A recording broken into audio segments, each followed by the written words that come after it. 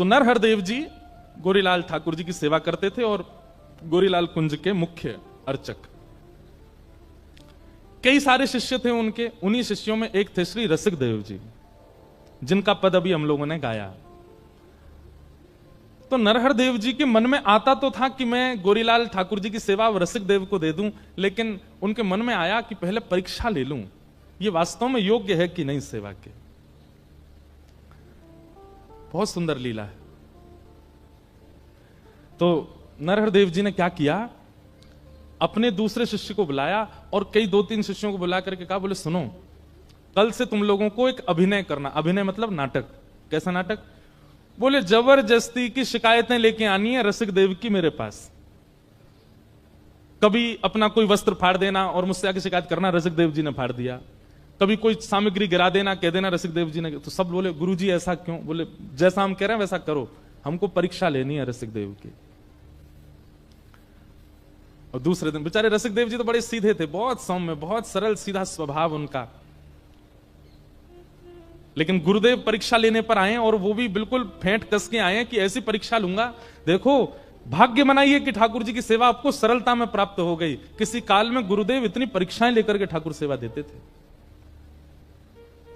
आजकल तो दीक्षा भी बहुत जल्दी मिल जाती है। गुरुदेव के पास गए, हमको आपसे दीक्षा लेनी है, गुरुजी भी तैयारी बैठे, आओ ले जाओ।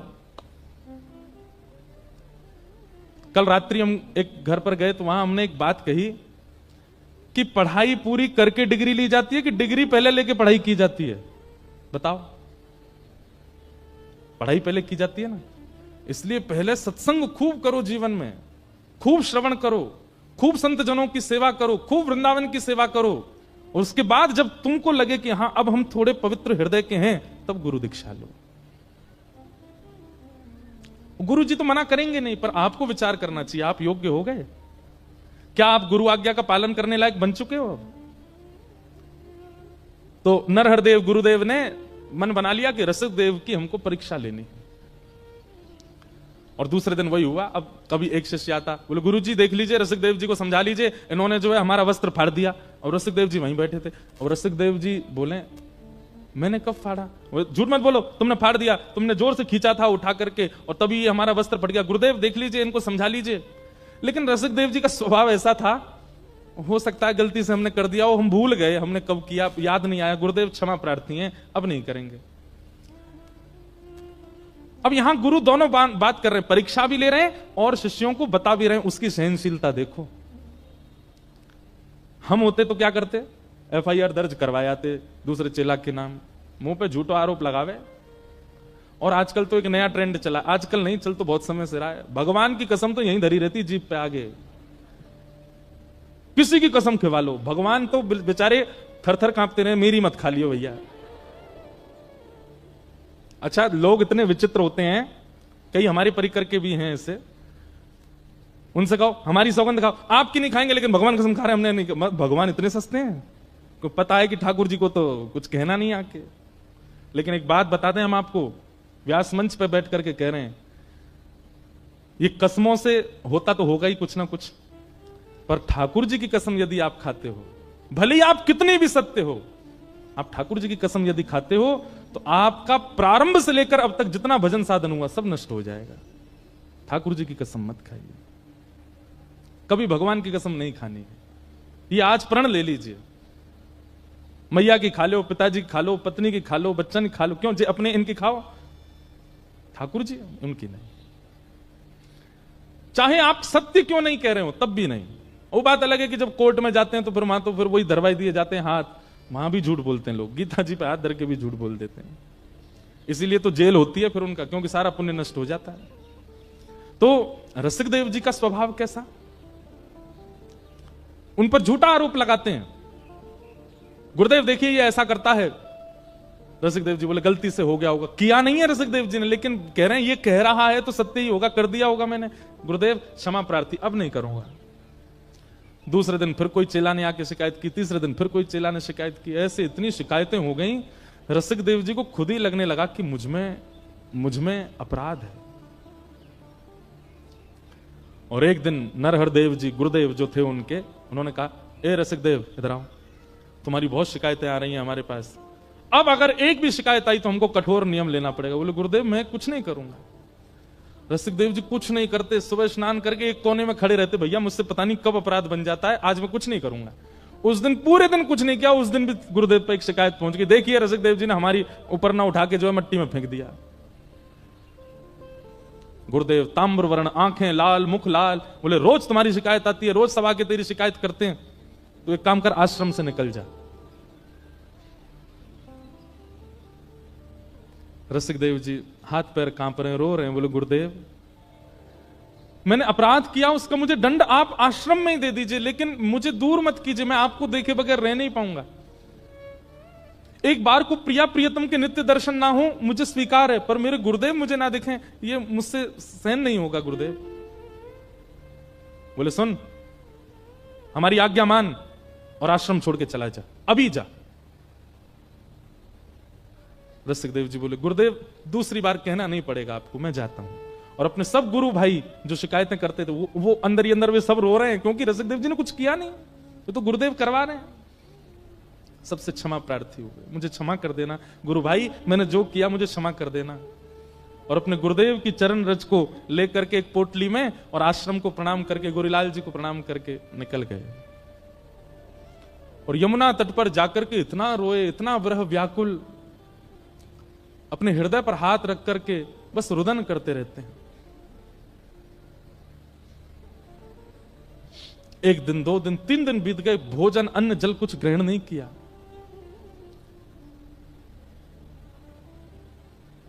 लेकिन रसिक देव जी के इतनी ख्याति थी कि उनके कई वैष्णव बाहर के ऐसे थे ब्रजवासी जो उनको घेरे रहते थे, तो वे सब लाते, उनको प्रसाद पवा देते, उनके वस्त्र धो देते, उनकी सेवा कर देते। पर रसिक देव जी व्याकुल पड़े रहते, मेरे गुरुदेव ने मुझे दूर कर दिया अपने से। नजरों से गिराना ना, चाहे जितनी सजा देना, नजरों से गिराना ना, चाहे जितनी सजा देना, नजरों से जो गिर जाए, नजरों से जो गिर जाए, मुश्किल ही संभल पाए, राधे तेरे चरणों की, श्यामा तेरे चरणों की, गर धूल जो मिल जाए, सच कहता हूँ मेरी तकदीर बदल जाए, राधे तेरे चरणों की। ये तो वही समझ सकता है जब कोई प्रेम करने वाला, अत्यंत प्रेम करने वाला आपसे नजर फेर लेता है, उस समय ऐसा लगता है असंख्य बाण मार दिए हो हम।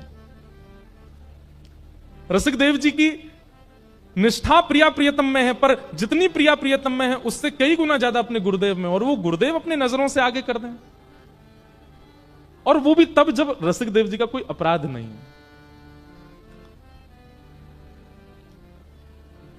चले गए वृंदावन तट, यमुना तट पर बैठे हैं। कुछ दिन लगे उनको ठीक होने में, संभलने में।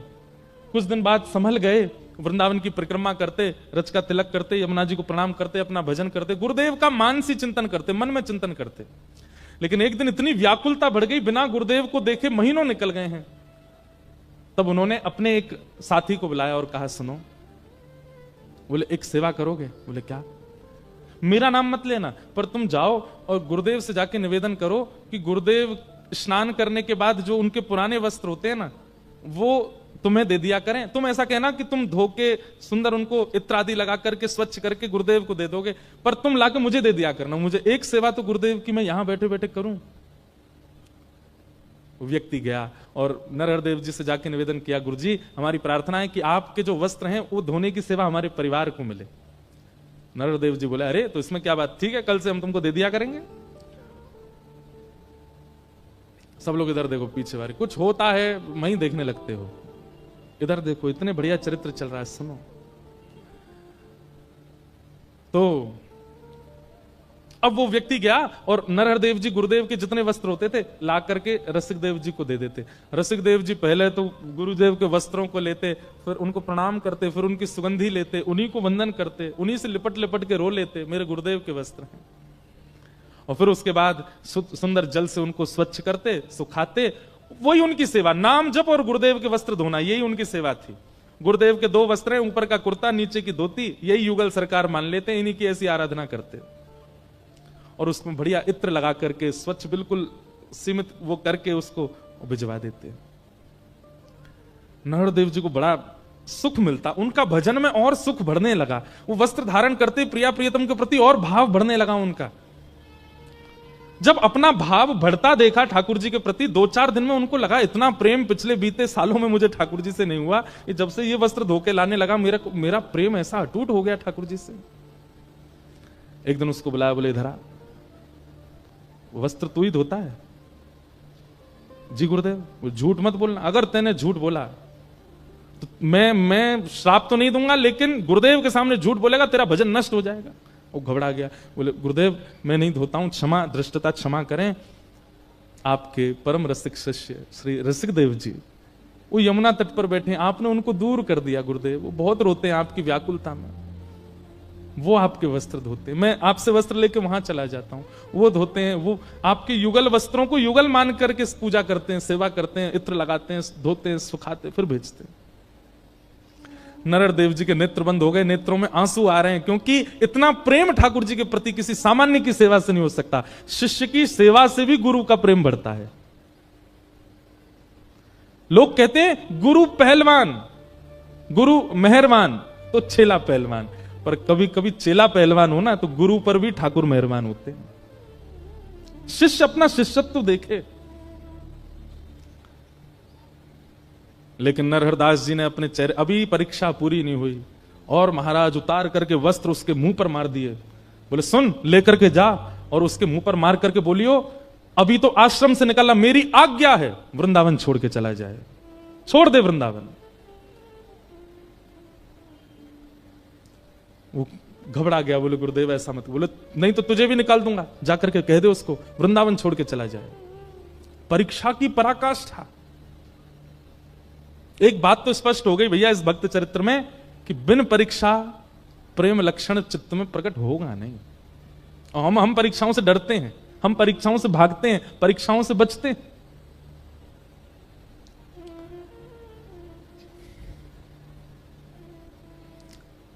अब वो जो रोज गुरु जी के वस्त्र लाता था, आज वो रोता रोता रसिक देव जी तो प्रतीक्षा करते थे गुरुदेव के वस्त्र आ रहे होंगे, बड़े व्याकुल दौड़ करके आधे रास्ता में बोले आज तुम खाली आता है, वस्त्र नहीं लेकर के आए गुरुदेव के। चरणों में गिर गया, बोले कि मुझे क्षमा कर दें, गुरुदेव ने एक आज्ञा दी है और मैं वो आपको सुनाना चाहता हूं। रसिक देव जी बोले मेरे लिए आज्ञा दी? बोले हाँ। बोले क्या आज्ञा? बोले गुरुदेव कह रहे हैं कि आप वृंदावन छोड़ के चले जाओ। उन्हें पता चल गया कि आप सेवा कर रहे हैं वस्त्रों की, इसलिए गुरुदेव ने आज्ञा दी है कि आप वृंदावन छोड़ के चले जाओ। सुनते ही रसिक देव जी के नेत्र सजल हो गए। विचार कर रहे हैं ऐसा अपराध मैंने क्या किया, आश्रम से निकाल दिया, वृंदावन से भी दूर। अरे गुरुदेव के अलावा ये वृंदावन ही तो था, ये लता गुल्म पत्र यमुना जी और ये रज ही तो थी जिससे मेरे प्राण बच रहे थे, अब इससे दूर कैसे जाऊं? लेकिन गुरु की आज्ञा है। जो उनकी थोड़ी बहुत सामग्री थी उठा करके अपने कंधे पर टांग करके श्री रसिक देव जी वृंदावन छोड़ के चले गए। और वृंदावन छोड़ करके अब मथुरा में रहने लगे, कम से कम ब्रज में तो रहूं। अब फिर वही हुआ, महीनों तक तो उनको लगा ठीक होने में, महीनों बाद जब रसिक देव जी ठीक हुए, थोड़े व्यवस्थित हुए, गुरुदेव की याद आने लगे। बंधु सुनने में आपको थोड़ा अटपटी नहीं लग रही कथा? क्योंकि हमारा स्वभाव ऐसा है ही नहीं। इतनी नकारताएं अगर हम अपने जीवन में देख लें, हम तो त्याग ही कर देते हैं। अरे गुरुजी लो अपनी कंठी माला धरो। पर संबंध वो अच्छा जिस संबंध में हमारा सामने वाला चाहे जैसा हो, हम उसका त्याग ना करें, संबंध वो अच्छा।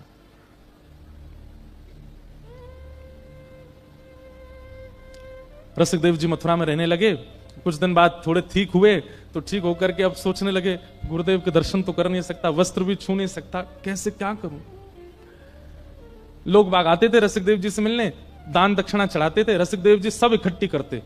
पहले तो लेते ही नहीं थे, लेकिन फिर इकट्ठी करने लगे, और इकट्ठी करके महीना में जितनी दक्षिणा इकट्ठी होती, किसी सेठ को बुलाते मथुरा के, और सेठ से कहते सुनो, वृंदावन में गोरीलाल कुंज है ना, वहां जाना, और वहां के जो श्री महाराज जी हैं उनको अपनी तरफ से, मेरा नाम नहीं लेना, अपनी तरफ से निवेदित कर देना, कह देना ठाकुर जी की सेवा के लिए कुछ दक्षिणा है। सेठ जाता, सेठ गया, जाकर के महाराज खूब सारा धन, जैसे ही उसने नरहरदेव जी को प्रणाम, बोले ठाकुर जी की सेवा के लिए, उत्सव के लिए थोड़ी राशि है महाराज जी, स्वीकार करो। महाराज जी बोले अरे वाह भैया बढ़िया, अब चलो महाराज ठाकुर जी का बढ़िया उत्सव करेंगे हम इससे। वो धन ले लिया, धन लेकर के खूब सुंदर उत्सव किया। उत्सव हुआ वृंदावन में, और विश्राम घाट मथुरा में नाच रहे थे श्री रसिकदेव जी की आज ठाकुर जी का उत्सव हो रहा है, मेरी सेवा कैसे भी गुरुदेव स्वीकार तो कर रहे हैं। रसिकदेव जी को अब तो चाव होने लगा, जो भी आकर के कुछ देता सब इकट्ठा करते, और इकट्ठा करके फिर उस सेठ को बुलाते, बोले सुनो ये इस महीने गुरुदेव को दे आओ। 2-3 बार सेवा आ गई वृंदावन, चौथी बार नरहरदेव जी के मन में आई, बोले बहुत बड़ा दानवीर नहीं बनना है ये, महीना भर की सबरी कमाई ला करके और यहां चरणों में अर्पित कर देता है, ये सेठ इतना बड़ा दानी, इसके चित्त में इतना दान कहां से आ गया। सेठ लोग तो 1 साल में 1 बार दान करते हैं, 10 साल तक गाते हैं, ये हर महीने आ जाता है लेकर के। नरहरदेव जी ने कहा ए सोने धरा सेठ, ये धन तुम्हारा है? बोले जी। उसको भी सौगंध दे दी, बोले देख तेरा नाश हो जाएगा, ऐसा हो जाएगा, मुझसे झूठ मत बोलना, सत्य बताइए धन किसका है। सेठ जी घबरा गए, बोले आपके शिष्य श्री रसिकदेव जी वो मथुरा में हैं, महीना में जितने उनके पास शिष्यगण आते हैं, जो भी कुछ चढ़ाते हैं, सब इकट्ठी करके मेरे हाथ भिजवा देते हैं। ताम्र वर्ण हो गया, लाल पड़ गई आंखें गुरुदेव की, और उठा करके सारा धन फेंक दिया उसके ऊपर, और कहा लेकर के जाओ इसको, और जा करके उसके मुंह पर मारना। उसको आश्रम से निकाल दिया, वृंदावन से निकाल दिया, अब भी पीछा नहीं छोड़ता है, कुछ ना कुछ करके यहां भेजता रहता सामग्री, क्या दिखाना चाहता है। और उसको आज्ञा देना, यदि गुरु के प्रति निष्ठा रखता है तो अब ब्रज छोड़ के चला जाए।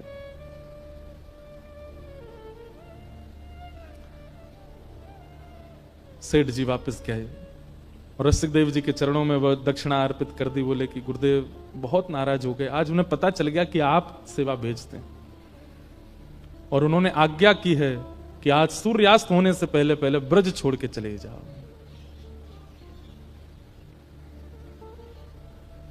रसिकदेव जी व्याकुलता की पराकाष्ठा पार हो गए, अपनी सामग्री सब उठाई और तुरंत निकल गए वृंदावन ब्रज छोड़ करके, और ब्रज छोड़ करके अपने जन्म स्थान बुंदेलखंड के पास मध्य प्रदेश में पहुंच गए और वहीं रहने लगे। अब ना तो सेवा कर पाते हैं, ना सेवा पहुंचवा पाते हैं, कुछ नहीं करते, केवल वहां बैठे बैठे मानसी में गुरु का स्मरण करते हैं नित्य। अपने गुरुदेव का त्याग नहीं किया, नित्य मानसी में प्रिया प्रियतम और प्रिया प्रियतम के चरणों में बैठे गुरुदेव, और इन तीनों की उपासना करते हैं श्री रसिकदेव जी महाराज। अब तो वर्षों बीत गए, वृंदावन देखा भी नहीं रसिकदेव जी ने। कुछ वर्ष बाद श्री नरहर देव जी बुंदेलखंड यात्रा पर गए, और जैसे ही बुंदेलखंड यात्रा पर गए तो पूरे बुंदेलखंड के वैष्णव समाज इकट्ठा हो गया, सबने खूब स्वागत किया। इतने बड़े रसिक संत आए हैं वृंदावन से।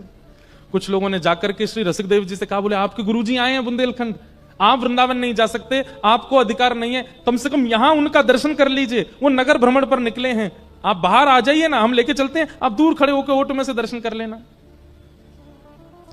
रसिकदेव जी रोने लगे, हाथ पांव चलाने लगे, बोले मेरा मन तो बहुत है कि मैं गुरुदेव को एक बार देख लूं, लेकिन मुझे भय इस बात का, कहीं उन्होंने मुझे देख लिया तो वो प्रसन्न मुद्रा में होंगे, हंस रहे होंगे, कहीं मुझे देख करके उदास ना हो जाए, दुखी ना हो जाए, मेरे मुख से कहीं उनके चित्त पर मलिनता ना आ जाए। सुनो, तुम जाओ और गुरुदेव को देखना, उनकी रूप माधुरी का दर्शन करना, और उनके नेत्र कैसे लग रहे हैं, नासिका कैसी, कान कैसे, चरण कैसे, और जो वो चल के चले जाएं उनकी रज ले आना।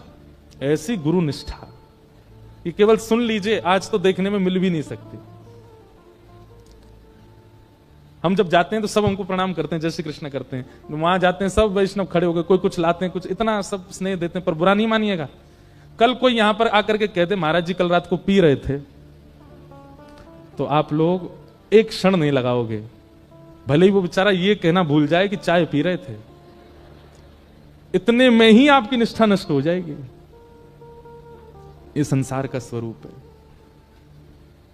मैं और आप तो आज इस स्थिति में कि हम केवल ये 4 घंटा बैठ के चर्चा कर लें, इतना ही बहुत है। इसके अलावा हमसे कुछ होना नहीं है। हम यहां से जाके भी कुछ गलती करेंगे और यहां आते हैं तब भी कुछ गलत करके ही आते हैं। ये रसिकदेव जी की निष्ठा, ऐसी निष्ठा जीवन में नहीं आ सकती हमारे चित्त में। अपने परिकर से बोलते हैं जाओ गुरुदेव के नेत्र कैसे हैं, गाल कैसे हैं, कान कैसे, नासिका कैसी, और जब वो चल के चले जाए ना, उनकी चरण रज लिया ना, मुझे बताना। परिकर जाता है, आकर के बताता, बोले गुरुदेव के बाल थोड़े से पक गए, गुरुदेव के नेत्र ऐसे हैं, गुरुदेव थोड़े वृद्ध हो गए, धीमे धीमे चलते हैं। सुन करके श्री रसिकदेव जी रोने लगे। रज जैसे ही आई, माथे से लगाई, कंठ पर लगाई, मुख में धारण कर ली, मेरे गुरुदेव के श्री चरणारविंद। चित्त से लगा करके पूरी रात चिंतन करते रहे। अब तो रसिकदेव जी की ऐसी स्थिति हो गई कि रसिकदेव जी अपनी कुटिया में बैठते हैं और नेत्र बंद करके अपने गुरुदेव का स्मरण करते हैं। वहां गुरुदेव के साथ क्या घटना होती है वो रसिकदेव जी को यहां बैठे बैठे दिखने लग जाता है। एक दिन बुंदेलखंड यात्रा पर रात में गुरुदेव स्नान करने के लिए ब्रह्म मुहूर्त में निकले, तो उस समय पे प्रकाश के लिए टॉर्च तो होती नहीं थी, तो दिया हाथ में लेकर के गुरुजी जा रहे थे। हवा जोर की चली, दिया बुझ गया, और दिया जैसे बुझा तो एक वृक्ष की टहनी थोड़ी नीचे थी, वो गुरुदेव के माथे पर लग गई। और जैसी लगी, यहां ब्रह्म मुहूर्त में श्री रसिकदेव जी अपनी कुटिया में रोने लगे और माथा पकड़ करके कहने लगे, अरे कोई जाओ, मेरे गुरुदेव के माथे पर लगी है, अभी अभी एक टहनी लगी है। रसिकदेव जी के परिकर ने उनका हाथ जैसे दूर किया तो चोट लगी गुरुदेव को, पर रक्त निकला श्री रसिकदेव जी के। ऐसी स्थिति। लेकिन लोग जाकर के केवल कहते हैं नरहर देव जी की कैसी निष्ठुरता, इतने में भी रसिकदेव को स्वीकार नहीं कर रहे हैं। किसी ने जाकर के ये घटना सुना दी कि गुरुदेव आपके माथे पर लगी थी कल। बोले तुम्हें कैसे पता, मेरे साथ तो कोई था नहीं। बोले भगवान, आपका एक शिष्य बैठा है यहां से थोड़ी दूरी पर, आपके साथ कुछ भी घटना होती है उसे पता चल जाता है। परसों आपको एक बूढ़ी मैया ने गर्म दूध पिला दिया था, आपका मुख जल गया था। बोले हाँ, जला आपका मुख, छाले पड़े रसिकदेव जी के। बोले उसको स्वीकार कर लो। तुरंत अपना जो साथ में था कुछ भी उठाकर बोले भाग यहां से, उसका नाम मत लेना मेरे सामने आकर के। अब तो रसिकदेव नरहर देव जी के संग रहने वाले जो और शिष्य थे ना, उन सबको लगने लगा हमारे गुरुदेव की बुद्धि को क्या हो गया है। स्वयं कह करके उसकी शिकायतें करवा दी, हम लोगों से झूठी झूठी शिकायतें सुन करके उसको निकाल दिया, आश्रम से निकाला, वृंदावन से निकाला, ब्रज से निकाला, और अब भी उसको स्वीकार नहीं कर रहे हैं। ये चाहते क्या है। और इतने क्रोध में आ गए, रसिकदेव जी का नाम सुनते ही तुरंत शिष्यों से बोला अभी वृंदावन चलो, अब नहीं रहना यहां पर। शिष्यों में से भी कई लोगों ने कहा बोलो गुरुदेव ऐसा स्वभाव आपका पहले तो नहीं था, आप ये किस प्रकार का व्यवहार कर रहे हैं रसिकदेव। बोले मुझे मत सिखाओ, चलो यहां से। बड़े बड़े संतों ने, बड़े बड़े आचार्यों ने, बड़े बड़े भक्तों ने जाकर के नरहर देव जी से कहा कि रसिकदेव को स्वीकार कर लो, पर उन्होंने नहीं किया। ऐसी परीक्षा तो किसी गुरु ने नहीं ली। नरहर देव जी वापस वृंदावन आए और वृंदावन में जैसी गोरीलाल जी की सेवा में पहुंचे, तो अब तक तो और बालक सेवा कर रहे थे, आज जैसे ही आप स्वयं सेवा में गए तो आपने क्या देखा, भीतर विराजमान युगल सरकार प्रिया प्रियतम के नेत्रों से अश्रु गिर रहे हैं। नरहर देव जी ने तुरंत पर्दा किया, चरणों में गिर गए, बोले सरकार जय जय, आप क्यों रुदन कर रहे हैं, सेवा में कोई चूक हो गई, रसोई सिद्ध नहीं हो रही, आपके श्रृंगार में कोई कमी हो रही है, आप क्यों रुदन कर रहे हैं सरकार। प्रिया प्रियतम सचल हो गए उनके सामने और किशोरी जी आज्ञा देकर के कहने लगी, बोले अब हमसे ये देखा नहीं जा रहा है, अब परीक्षा की पराकाष्ठा कर रहे हैं आप। इतनी परीक्षा तो कभी श्याम सुंदर नहीं लेते, इतनी परीक्षा की भावना तो कभी किसी देव चित्त में नहीं आती, जितने कठोर हृदय से आप रसिकदेव की परीक्षा ले रहे हैं। हमारी आपसे प्रार्थना है रसिकदेव को अब स्वीकार कर लो। नरहरदेव जी उठ करके नृत्य करने लगे, बोले मैं बस इसी की प्रतीक्षा कर रहा था कि आप कहो कि उसको स्वीकार करो। मुझसे सबने कहा, आचार्यों ने कहा, शिष्यों ने कहा, पर मैं रसिकदेव की भक्ति आपके मुख से सुनना चाहता था। मेरे शिष्य की पराकाष्ठा, मेरे शिष्य का प्रेम कोई और मुझसे कहे, मुझे उसमें रुचि नहीं थी। मैं चाहता था कि प्रिया प्रियतम स्वयं एक दिन प्रकट होकर के कहेंगे कि रसिकदेव जैसा शिष्य इसको स्वीकार करो, तब स्वीकार करो। ये परीक्षा इसी के लिए कर रहा था कि आप बोलो। आज नरहरदेव जी का एक अलग रूप दिखा, जो इतने निष्ठुर, इतने कठोर हृदय के बन गए थे पिछले कुछ वर्षों में, आज वो द्रवित हृदय, इतने दिन का भरा था हृदय में, नेत्रों से अविरल अश्रुधार गिर रही है, और अपने सब शिष्यों से कहने लगे, मेरे प्राण, मेरे जीवन, मेरे अत्यंत प्रिय रसिकदेव को कोई लेकर के आओ।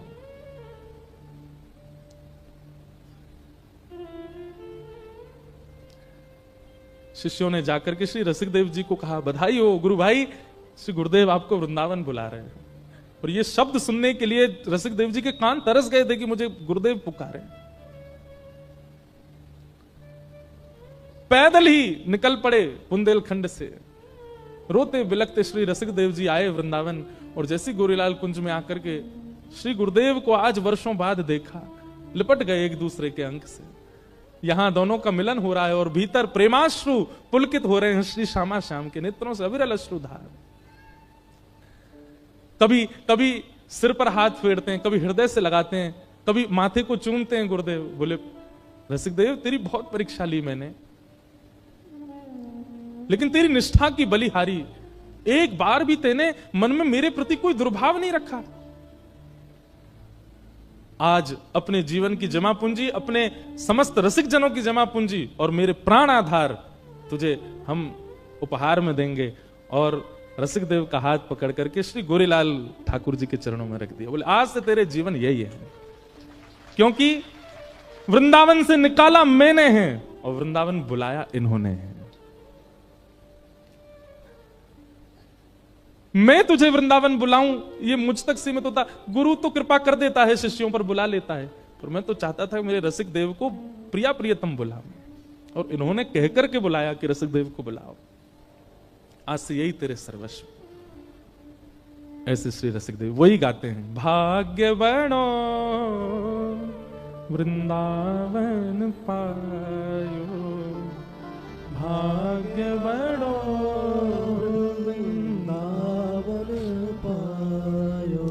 श्री रसिक बिहारी की गति पाई, श्री रसिक बिहारी की गति पाई, रसिक बिहारी की गति पाई, रसिक बिहारी की गति पाई, धन धन लोक कहायो,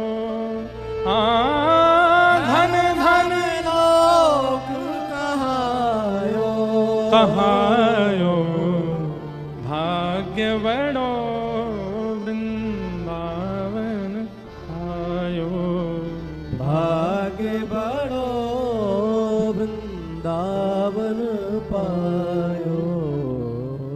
ऐसे श्री रसिकदेव जी। तो मैं ये किस भाव से कह रहा था पूरी वृत्तांत को, कि हमें अवसर मिला है मानव देह, इस मानव देह के इस अवसर को व्यर्थ मत गवाइए। कम से कम इस कथा के बाद एक चीज निश्चय कर लीजिए कि आपसे कुछ ऐसा ना बने जिसकी आपको ग्लानि हो बाद में कि मैंने अपने जीवन में यह कृत्य किया। बंधुओं, ग्लानि में जीवन जीना भगवत प्राप्ति में बाधा बन जाता है। कहीं आत्मग्लानि ना हो, कहीं देह ग्लानि ना हो कि मैंने ऐसा क्यों किया।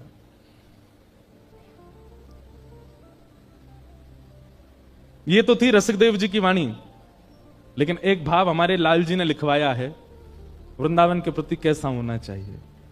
राधे